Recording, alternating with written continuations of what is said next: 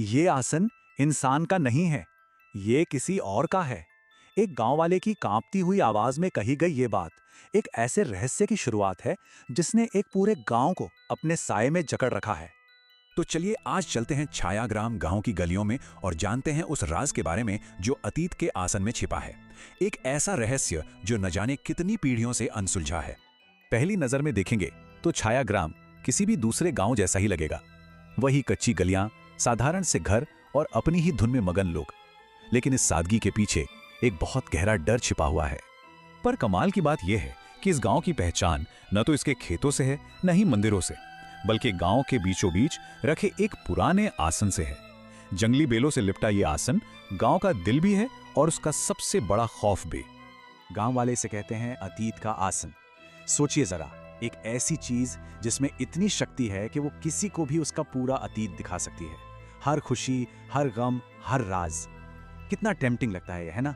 पर इस ज्ञान की कीमत बहुत बहुत भारी है।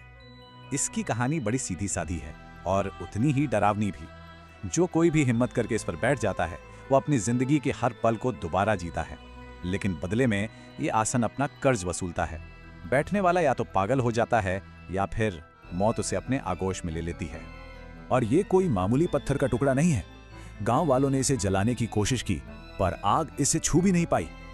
कई बार इसे उठाकर घने जंगल में फेंका गया, लेकिन हर बार अगली सुबह यह अपनी जगह पर वापस मौजूद होता था, जैसे कोई अनजानी ताकत उसे खींचकर वापस ले आती हो। इसी डर और रहस्य से भरे माहौल में एक लड़का पला बढ़ा जिसका नाम था अंश। पर अंश बाकियों जैसा नहीं था।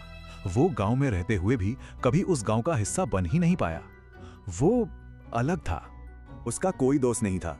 गांव के बच्चे उसे उसके अलग से दिखने की वजह से परछाई कहकर चिढ़ाते थे और ये नाम उसके दिल में किसी तीर की तरह छुपता था। उसे हर पल उसके अकेलेपन का एहसास कराता था। हर ताने के साथ, हर अकेली गुजरती शाम के साथ उसके अंदर बस एक ही सवाल और गहराता जाता था। आखिर मैं कौन हूं? मैं इन सबसे अलग क्यों हूं? ये सवाल अब उसकी पहचान की तलाश बन चुका था। एक दिन उसका सब्र का बांध टूट गया। आंखों में आंसू लिए वो अपने बाबा के पास गया जिन्होंने उसे पाला था, और वो सवाल पूछ ही लिया जो उसे अंदर ही अंदर खाए जा रहा था। बाबा, क्या मैं इंसान नहीं हूं? क्या मैं इस दुनिया का हूं भी या नहीं? पर बाबा ने कोई जवाब नहीं दिया। उन्होंने बस एक पल के लिए अंश की आंखों में देखा और फिर अपनी नजरें फेर ली।